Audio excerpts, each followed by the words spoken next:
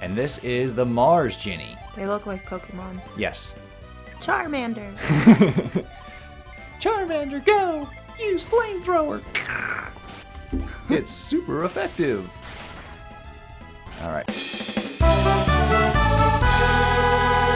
Alright, our epic quest continues. We're back with some more of Golden Sun. These are also my settings. Yup. I relate to the settings so much. Alright, so we're on the overworld and it's just Isaac and Garrett. Ivan left the party for now. Yup. He'll be back.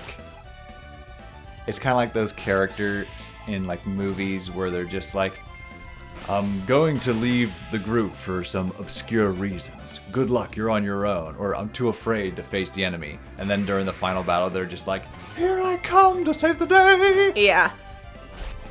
It's like, sure, the first time I saw that, I believe, was Han Solo in A New Hope. And I was just like, yeah. Whereas now when movies do it, I'm just like, they'll be back. Like, yeah. They'll be back. I mean, another great example of that is like, oh no, the Winchesters died. Yeah. It's fine. They'll be back. It's fine. Like, that is the epitome. I remember crying my eyes out when they died. And then, like, after, like, the third time, I'm just like, it's fine. They'll be back. See, I have that preconceived knowledge going in. So I'm just like, they just die a lot because it became just, like, a joke. I mean, they do, like, eventually tie it into the story. But... Can't do anything with this here. Roadblock. Nope. Garrett's like, I can't do anything here. Looks like we're stumped. Ah! Stumped. So Ivan followed us anyways. So yeah, he was gone for what? 10 minutes? Yeah, that's what I mean. Tops. Like, so now we're gonna have another, like, update. Ivan has joined the party. No Yep. shit.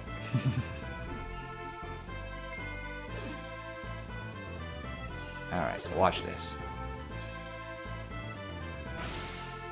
So now we can use Whirlwind. Well, that was a quick trip, Wesky. Oh my He God. went down 4 steps, changed his mind, and came back up. He's like, I don't really like steps much anymore. He's like, is this food bowl worth it? Is it worth it? Is it Nah. really? Nah, we're just getting turned back around. Whoop. Loompa is off limits. We need to find a way into Loompa. But for now, he's like, I'll just join you on your quest. And he knows our true motives because he can read our minds. Which is rude to do without asking. He'll learn. Allow me to join you on your quest. I There feel it like is. I've joined your party. I feel like that's one of the funniest, most awkward things that happened in the movie Twilight. Oh, Whenever sure. whenever Edward is like, I can read minds. And he's sitting in a bar with Bella, which I don't understand because they're technically high school kids. And he's just like going through each person, and it's just like They're rebels. normal looking people. And he's like, sex. He's thinking about sex. She's thinking about sex. And then there's like this real big, like, biker looking dude with like the long hair and just like the mean exterior. And then he goes, that guy's thinking about cats. And then he just makes one of these faces, like like with this slight smile. Alrighty then. I've never seen the Twilight movies. Oh and my god, that's I feel okay. like you would get a kick out of it. No. I would love. I think the novelty would wear off real fast. I'd laugh at first, then I'd be like, okay, oh but no, seriously, I how think long it are would these be things? fun to do. 'Cause there's like 5 of them. Oh, I'm just talking about the first one. Well, that's less painful. Because they only get progressively worse. So I've heard. Don't they change directors much like Harry Potter? Yes, but also, like, the costuming changes. Like, they put just awful wigs on the actors.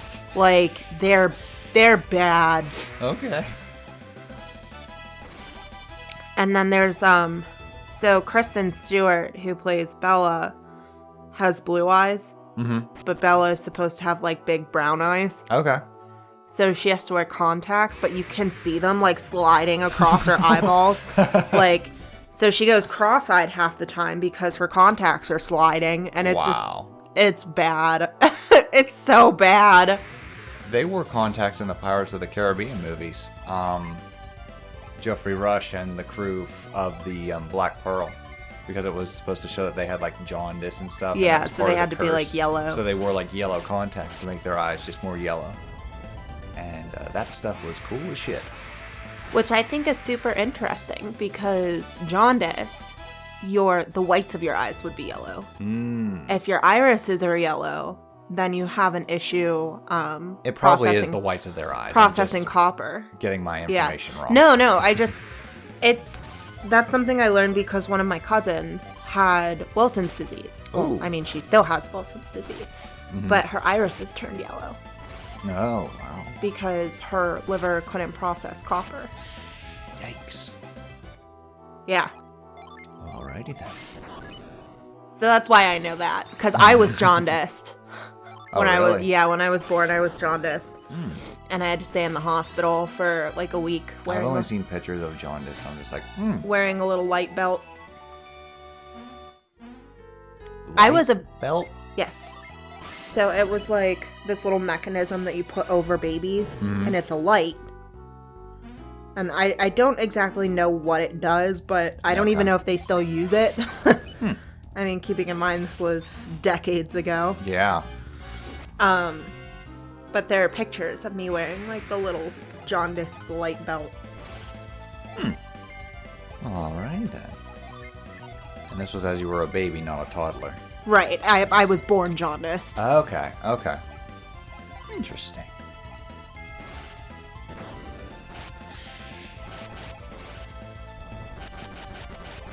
Nice.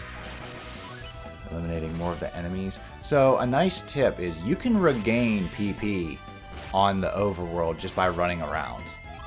So like on... Oh, okay. But so that's what that looks like. This is like the one that I had. I see. Okay.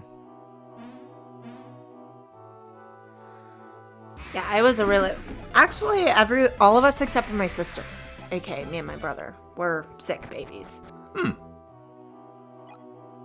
Okay, so we got another Djinni here. Now, like I said before, when they're in dungeons, you have to fight them. They're a lot more hostile. So I'm going to use Cure to heal everyone up. And he's just like, oh, you're bold taking on that Djinni. And this is the Mars Djinni. They look like Pokemon. Yes. Charmander. Charmander, go! Use flamethrower. It's super effective. Alright, and also, if they get too intimidated, they'll run away. And then you have to leave the map and come back to get them. So that's what you don't want. Hey. Venus! But there's no escape. Good. Okay, Venus, so it failed to run. go. It failed to run, so we can use that to our advantage. Alright, give it a little bit of ray. There we go. You felled the Mars Djinni. Now we can join it to our party. And I'm going to link the Mars Djinni to Garrett for now. So Ivan will get all the Venus for now. Garrett will get all the Mars. And Ivan will get all the Jupiter. To get more stupider. Yep. And that's 4. You know, I was just thinking about that rhyme, and I was like, how does it start? I'm like, I thought it was like, girls are from Venus. To enlarge their... No. So, it's... Girls go to Mars to buy more cars. Boys go to Jupiter to get more stupider. Okay. That's what it is. I thought it was something like that. There's one from Bob's Burgers that is different, but... It's probably like, guys go to Venus to grow their penis. Or something like that. I think it's because they have a penis. Ah. Yeah. Biliblin. Uh-oh. It's a tree, but it almost looks like a man? Question mark? Just ignore the strange tree up front. Okay. Strange creatures have appeared after the eruption. Strange things are happening to me.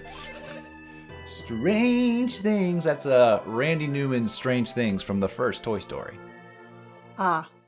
You've seen the first Toy Story. Yeah, I've seen It's the other first Toy one. Stories I where haven't it's just seen the like- rest of the Toy Stories. You're like that with a lot of animated movies. Yeah. The Shreks, Where I've seen the first one, but Toy not... Stories, most other Pixar films, and that's okay. Yeah. We just saw Night at the Museum for the first time. Yes. It was enjoyable. It was a cute movie. I don't remember I mean, there were... much about the other two movies. I was worried because, like, for the first half, like, I didn't really laugh at any of the jokes that I know were, like, supposed to be laughed at. Yeah, I didn't either. And I was like, oh no, like, am I just too old for this movie now? Like, is it... No, like... And then, second half. Yeah. They really picked it up a bit in yeah. the second half. Watching him slap that monkey. Good God, Lawrence, why are you slapping a monkey? Stop it. Who's evolved? Who's evolved? I am. All right, then. God. Honestly, once Robin Williams comes to life, the movie becomes instantly funnier. I just think it was like... I mean, I didn't realize how stacked the cast was. Yeah. Like, a lot of, like, big names. Yep. Which I shouldn't be surprised. Like, it's a Ben Stiller movie. They're always stacked. Yeah, they're like Adam Sandler movies. Yeah. They have those connections. Well, not only that, but they're friends. Yeah, like, I know Ben too. Stiller and Owen Wilson are friends. Like, they're always in movies together. Yeah. It's like Kevin Hart and The Dwayne Rock, The Rock Johnson.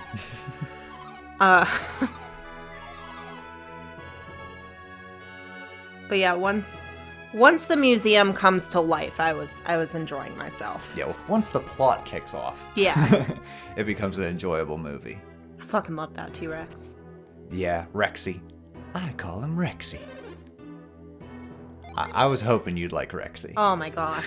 When he does like the little dog thing. Yep. He's like, throw it! Throw it! Throw the bone. Check your pockets. The monkey might have taken your keys. Dexter can go.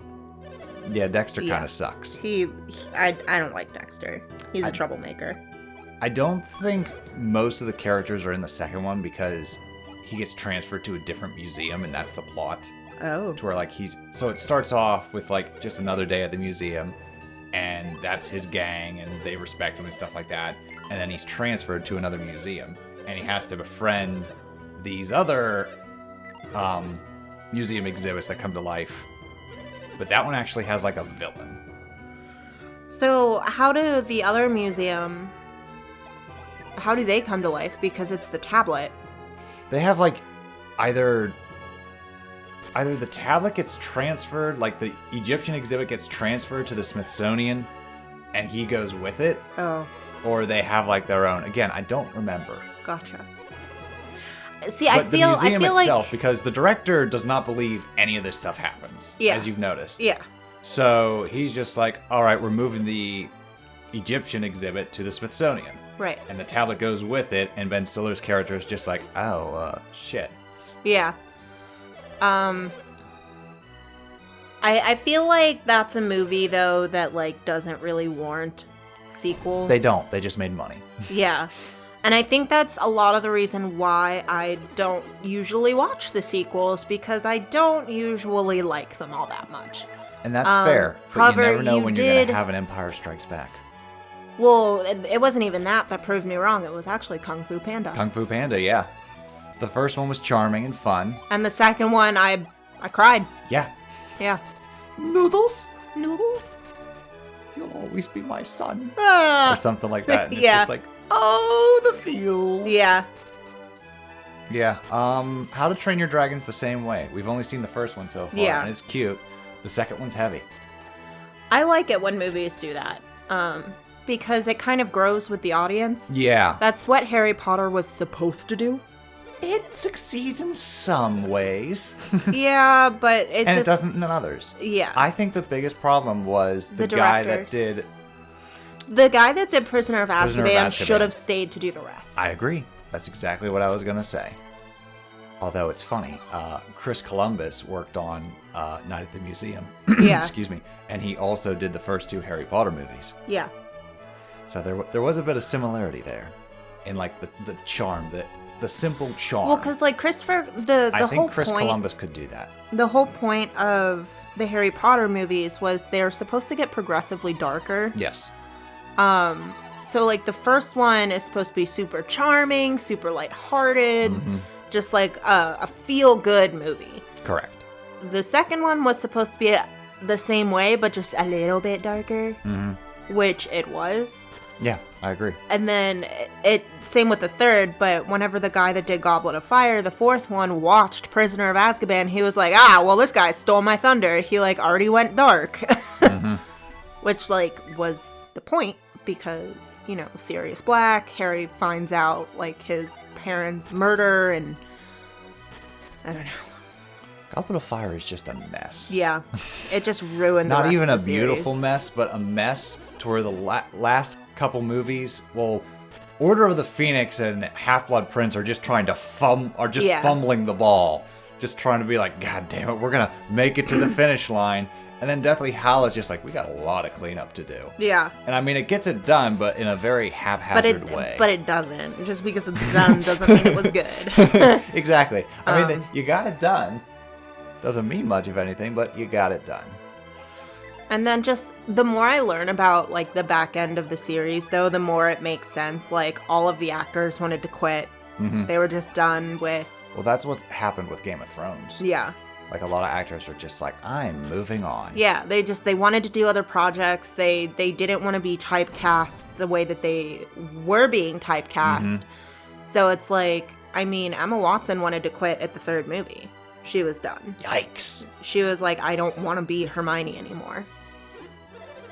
Thankfully, she stayed because, Yeah. I mean, I love Hermione. It would make more sense for like the 5th or the 6th one because Hermione's character kind of just goes to the wayside. Not in the books. Not in the books. Yeah, no. in the books, she was still a really big part, but it was because she didn't want to be there anymore. Interesting. Daniel Radcliffe was just drunk the entire time. I did hear about that. Oh, well. Well, goes to show that with television, you can go too long with a show. Yeah. Because Game of Thrones was the same way. Starting off, they were just like, oh man, I hope they didn't kill me off. I hope they didn't kill me off this season. I feel like it's a rarity. And then through like season 7, some actors were just like, you know, I wouldn't mind if I got killed off. Yeah. Well, I feel like it's a rarity to like have actors just fully love the part that they're playing. An example of that, sorry everyone, Supernatural. Jared and Jensen love Sam and Dean.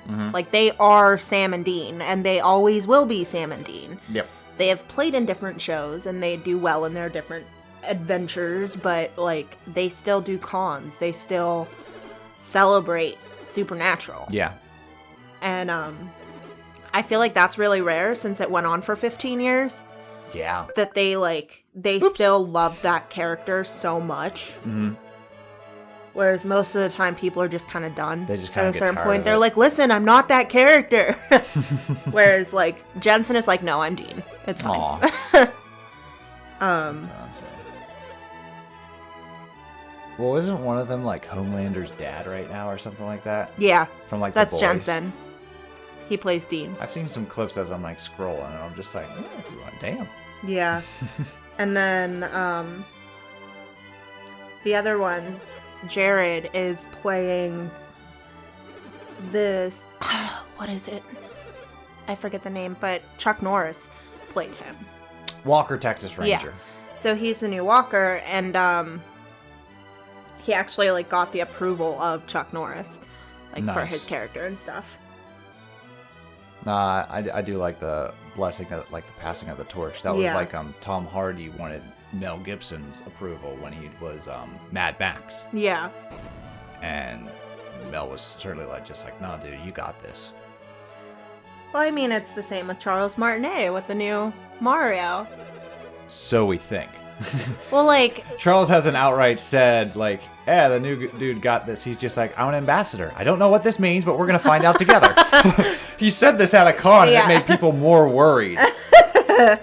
Because, like, people are just like, did Nintendo screw over Charles Martinet? And it's like, we don't know. The only one who would know that is Charles. And I don't think Charles is going to say that. Yeah. That being said, being an ambassador is leaps and bounds how most actors are treated. Most actors are treated like the voice of Kratos, who found out he was replaced when he saw the trailer for the new God of War and said, oh, they're making a new God of War game? Oh, that's not me. Oh, they just replaced me. Well, that's shitty. Like, most don't even get, like, a farewell or a thank you for your service. Most are just like, oh, by the way, you've been replaced. Whereas Charles got, like, a ceremony and a promotion. Like, hey, you're not the voice of this character anymore. He was retired. But you have basically a retire. He wasn't replaced. He was retired. That's what they're playing it off as, but he said, no, I'm still doing voice work. I'm just not the voice of Mario. I'm a Mario ambassador. But that, I mean... Now he's retired from the role. That's what I mean, is like he's retired from the role of Mario. Okay, gotcha. Not like retired, like not working anymore. Gotcha. But he's been retired from that role, which I think there's more dignity in that than Nintendo's just being like, giving him oh, just we're a replaced. tour. He's just like, all right, you can continue tour and like cheer people up as the voice of Mario and stuff like that. So I don't consider, if that's screwing over, that's the kind of screwing over I want to be. Yeah. When I'm being like weeded out. I don't want in the situation of the just, voice of like, Kratos. You've been replaced. To where it's just like, oh, they made a new God of War game. Is it not my character? Oh no, that's the character I voiced, but that's not me. Neat. You couldn't have just told me? I had to find out? Yeah. Like, that's just beyond shitty. And it's one of the reasons why I haven't played the new God of War games. I feel like that is such a sign, though, for businesses if they take the time to reach out and be like, hey, so we're moving in a different direction, or like we no longer need your services, or, you know, you're not exactly what we're looking for at this time. Like, I think that little bit goes such a long way. I think so. Or even just like a rejection email, you know? But no, companies don't have to do that. And everyone ate up the new game. It's apparently the best thing since sliced bread. But I'm just like, well, that's it's the best thing since we put the pocket in pita. Exactly. Pita! What? She's a pot of pita. I swear to God, Lois, if you say pita one more time. I'm not saying pita. I'm saying pita. I feel like that was the last Family Guy gag that I like genuinely enjoyed. I don't remember the last Family Guy gag I enjoyed. It just all bleeds together anymore. Yeah. I remember like the OG, similar to SpongeBob. Yeah. I remember the OG seasons and the jokes. There's a very clear stopping point verbatim. for me. Yeah. And then the newer stuff, I'm just like, okay, like I'll have a chuckle every once in a while. Honestly, it's how I feel watching the new Futurama. Yeah. I have a couple chuckles, I feel like but Futurama has to age a little bit for it to be enjoyable. I feel like everything is just too new. Yeah, it's just reference. Hey, here's a reference to something that's popular. And Futurama has always been reference. Yes. It's just a matter of like time passing. Yeah. There was enough time to like sit on it where it's like, okay, we're still going through the things that they're like referencing right now. Yeah. So it's not as enjoyable because we hear it so much. Often. Okay. Yeah, that makes sense. You got the Jupiter Djinni Gust. Yay. All right, we're going to give Gust to Ivan. This girl looks like she just woke up. Easy kitty comes. She cuddle kitties. My goodness, she has little sideburns. How have I never noticed that before?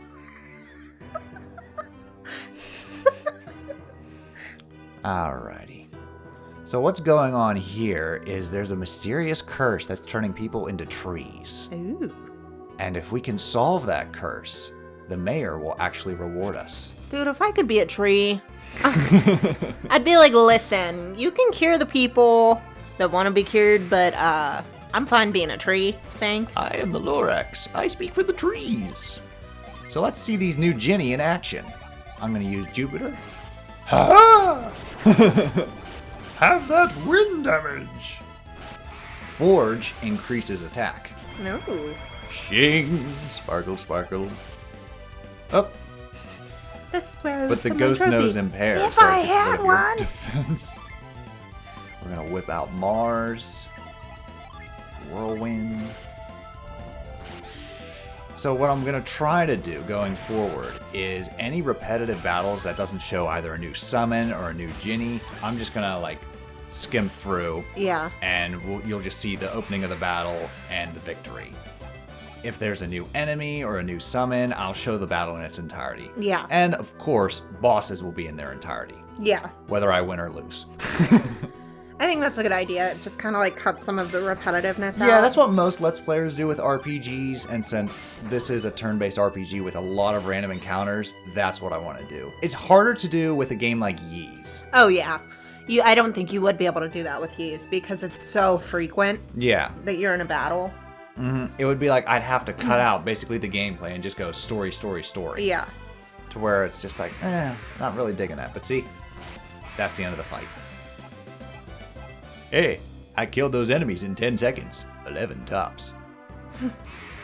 Oh, here we go. Rat soldiers. Aha. Just made me think of Redwall. Yeah. Which I still need to get That probably is a Redwall reference. Redwall reference. Woohoo! You say that fast, you'll trip over your tongue. Yeah. Alright, so in the next episode, we're going to learn more about the Curse of the Trees.